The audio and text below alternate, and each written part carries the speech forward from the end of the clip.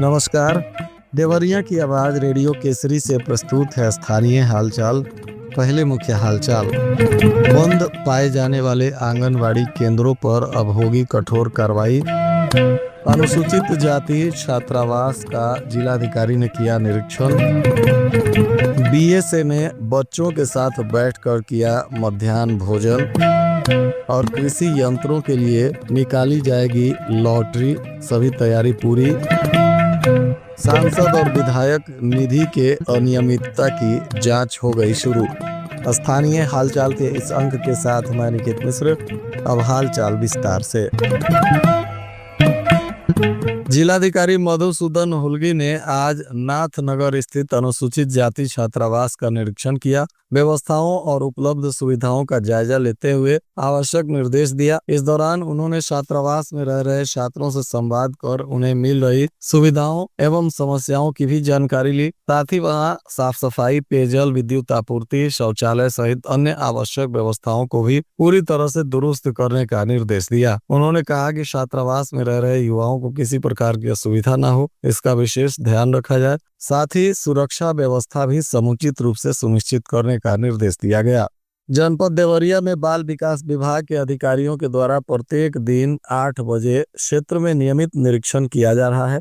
इसमें अब तक बंद पाए गए केंद्रों को चेतावनी भी जारी की गई है, परंतु अभी भी कतिपय आंगनवाड़ी कार्यकर्तियों और सहायिकाओं की कार्यशैली में कोई सुधार नहीं हो रहा है। ना तो उनके द्वारा समय से आंगनवाड़ी केंद्र खोले जा रहे हैं और ना ही पोषण ट्रैकर के माध्यम से उपस्थिति आदि दर्ज की जा रही है। पोषण ट्रैकर के माध्यम से ऐसे केंद्रों को चिन्हित कर लिया गया है जो कि आंगनवाड़ी केंद्र से अपनी आंगनवाड़ी खुलने की रिपोर्ट नहीं भर रहे हैं एवं किसी अन्य स्थान से आंगनवाड़ी केंद्र खोलना दर्ज कर रहे हैं। उक्त आंगनवाड़ी कार्यकर्तियों के विरुद्ध कठोर कार्रवाई किए जाने के निर्देश बाल विकास परियोजना अधिकारी के द्वारा दिए गए हैं। जिला बेसिक शिक्षा अधिकारी डॉक्टर राम जियावन मौर्य ने विकासखंड गौरी बाजार के संविलियन विद्यालय रतनपुर का औचक निरीक्षण किया। इस दौरान विद्यालय की शैक्षणिक गतिविधियों, छात्र की उपस्थिति, बुनियादी सुविधाओं एवं अन्य व्यवस्थाओं का जायजा लिया। विद्यालय की व्यवस्थाएं एवं शैक्षणिक वातावरण को संतोषजनक पाते हुए उन्होंने बताया कि विद्यालय में कुल 241 विद्यार्थी नामांकित हैं, जिनमें से निरीक्षण के दौरान 187 विद्यार्थी उपस्थित मिले।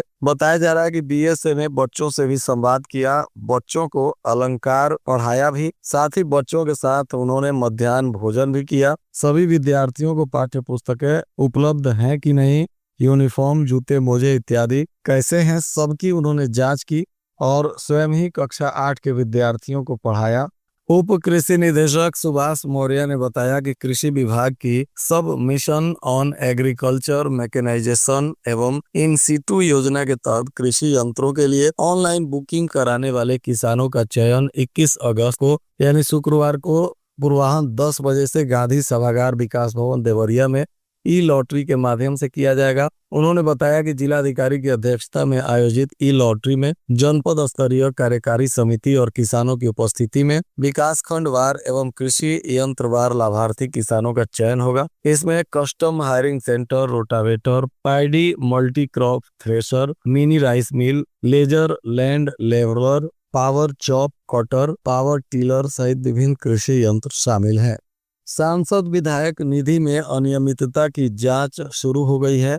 इसके लिए डीडीओ के नेतृत्व में 3 सदस्यीय टीम बनी है। शिकायत की जांच को पीडी डीआरडीए को मूल अभिलेख उपलब्ध कराना है। डीआरडीए के अन्वेषक, तकनीकी एवं संबद्ध सहायक अभियंता पर अनियमितता का आरोप लगा है। इसमें कहा गया है कि यूपी सड़कों के सड़क RO, submersible pump, high master और विद्युत के एस्टीमेट का स्थलीय परीक्षण अवर अभियंता की जगह अन्वेषण तकनीकी ही करते हैं। शहर के सिविल लाइन निवासी निर्मल त्रिपाठी ने पोर्टल पर अनियमितता की शिकायत की थी और इसमें कहा था कि डीआरडीए के अन्वेषण तकनीकी जलालुद्दीन मोहम्मद अकबर खां और डीआरडीए के संबद्ध बाढ़ कार्य खंड के सहायक अभियंता राज कुंवर द्वारा सांसद और विधायक निधि योजना में स्वीकृत परियोजनाओं में अनियमितता की गई है और इसी शिकायत के आधार पर अब जांच शुरू की गई है। आईजीआरएस पर प्राप्त शिकायतों के त्रुटिपूर्ण निस्तारण और लापरवाही के मामले में जिलाधिकारी ने आज 4 अधिकारियों को और कारण बताओ नोटिस जारी किया है। डीएम ने संबंधित अधिकारियों से स्पष्टीकरण मांगते हुए शिकायतों का गुणवत्तापूर्ण और समयबद्ध निस्तारण सुनिश्चित करने का निर्देश दिया है। जिले की ग्राम पंचायतों में विकास कार्यों के लिए खर्च की गई सरकारी धनराशि में 6 करोड़ 25 लाख रुपए से अधिक की वित्तीय अनियमितता सामने आई है। सलेमपुर, बनकटा और बैतालपुर ब्लॉक की 36 ग्राम पंचायतों के वर्ष 2018-19 के वित्तीय लेनदेन की ऑडिट में गड़बड़ी का खुलासा हुआ है। मामले की गंभीरता को देखते हुए प्रशासन ने 10 ग्राम पंचायत सचिवों को निलंबित कर दिया, तो वहीं जिला पंचायत राज अधिकारी रतन कुमार को प्रतिकूल प्रविष्टि दी गई है। ऑडिट के दौरान ग्राम पंचायतों में खर्च की गई धनराशि और उससे जुड़े अभिलेखों की गहन जांच की गई, जिसमें कई स्तर पर वित्तीय अनियमितताएं सामने आई हैं। इसके बाद संबंधित ग्राम पंचायत सचिवों की भूमिका की भी जांच शुरू हो गई है। अधिकारियों के अनुसार मामले की विस्तृत जांच अभी भी जारी है। गौरी बाजार विकास खंड की ग्राम पंचायत बखरा निवासी रामावती देवी प्रधानमंत्री आवास योजना के तहत वर्ष 2022-23 में आवास की लाभार्थी बनी। आवास मिलने के साथ ही उन्हें शासन की विभिन्न योजनाओं का भी लाभ मिला। इसमें एलपीजी कनेक्शन, विद्युत कनेक्शन, पेयजल सुविधा, MNREGA job card, Ayushman card, ration card और व्यक्तिगत शौचालय इत्यादि का लाभ मिला। रामावती देवी ने बताया कि इस योजना का लाभ मिलने से पहले वह अपने पति और बच्चों के साथ कच्चे मकान में रहती थी। बरसात के दिनों में छत से पानी टपकने के कारण परिवार काफी परेशान होता था। अब उन्हें इस योजना का लाभ मिला है तो उनके पूरे परिवार की जिंदगी बदल गई है। उनके पति दिहाड़ी मजदूरी करते हैं और रोज की कमाई से परिवार का भरण पोषण भी करते हैं। बनकटा विकास खंड की ग्राम पंचायत कुटिया भर में एक कोटेदार के खिलाफ कार्रवाई की खबर आ रही है। कार्ड धारकों की शिकायत पर हुई जांच में राशन के स्टॉक में भारी कमी पाई गई, जिसके बाद कोटेदार पर एफआईआर दर्ज कराने की प्रक्रिया शुरू की गई है। कार्ड धारकों ने राशन वितरण में अनियमितता की शिकायत की थी, जिसके बाद क्षेत्रीय खाद्य अधिकारी द्वारा की गई विभागीय जाँच में कार्ड धारकों के बयान के आधार पर वितरण में गड़बड़ी की पुष्टि हुई है। इस दौरान विक्रेता रवि कुमार प्रसाद के स्टॉक का सत्यापन किया गया, जिसमें गेहूं, चावल और चीनी कम पाई गई है। जांच के समय कोटेदार मौके पर उपस्थित नहीं थे। उनके परिजन भी कोई जानकारी नहीं दे रहे थे। इस वजह से अब इन पर विधिक कार्रवाई की तैयारी शुरू कर दी गई है। घाघरा नदी का जलस्तर तेजी से बढ़ रहा है। इसके कारण नदी के किनारे स्थित गांवों की सैकड़ों एकड़ कृषि भूमि जलमग्न हो गई है। यदि जलस्तर बढ़ने की यही रफ्तार बनी रही तो आने वाले कुछ दिनों में पशुओं के समक्ष चारे का भी गंभीर संकट उत्पन्न हो सकता है। विकासखंड लार के ग्राम खेमादेही, महल मंझरिया, पिंडी, मियापुर, खरबनिया,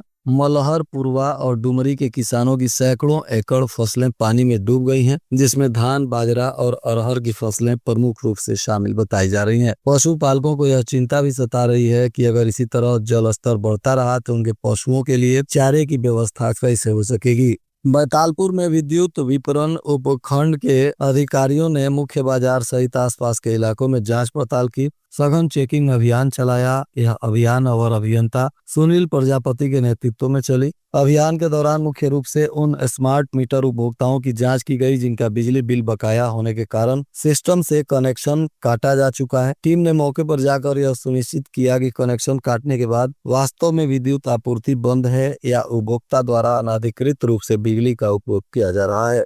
हेतिमपुर जंगल में आई खराबी के वजह से देवरिया उत्तरी के 2 विद्युत उपकेंद्रों पर आपूर्ति आधी रात को बंद हो गई। बताया जा रहा है कि 13 घंटे तक उपभोक्ता भीषण गर्मी से बिलबिलाते रहे। आज दोपहर 12 बजे आपूर्ति फिर से बहाल हो सकी, तब जाकर लोगों ने राहत की सांस ली। बताया जा रहा है कि मेन लाइन में फॉल्ट आ गया था, जिसके चलते देसई, देवरिया और रामपुर कारखाना विद्युत उपकेंद्र से आपूर्ति बंद की गई थी। आधी रात होने के चलते जंगल में जाकर लाइटमैन फॉल्ट को नहीं ढूंढ सके।